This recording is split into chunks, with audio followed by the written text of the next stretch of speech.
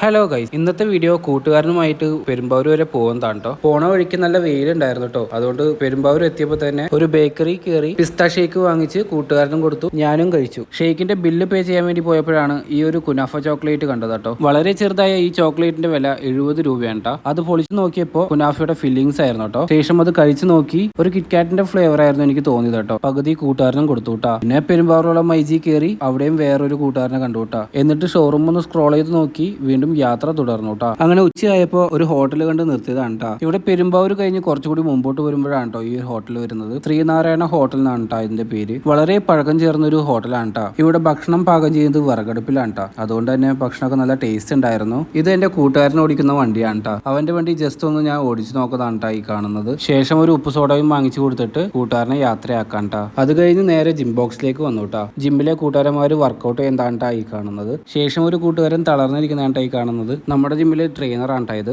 നഗുൽ bro. ഞാൻ workout ചെയ്യുന്നത് ഷോൾഡറിനാണ് കേട്ടോ. വർക്കൗട്ട് എല്ലാം കഴിഞ്ഞ് ഷാറുഖ് ഖാനെ പോലെ ബോഡിയും കാണിച്ച് നിൽക്കുന്നതാണ് കേട്ടോ. ഇതൊക്കെയായിരുന്നു കേട്ടോ ഇന്നത്തെ പരിപാടി. അപ്പോൾ ബൈ.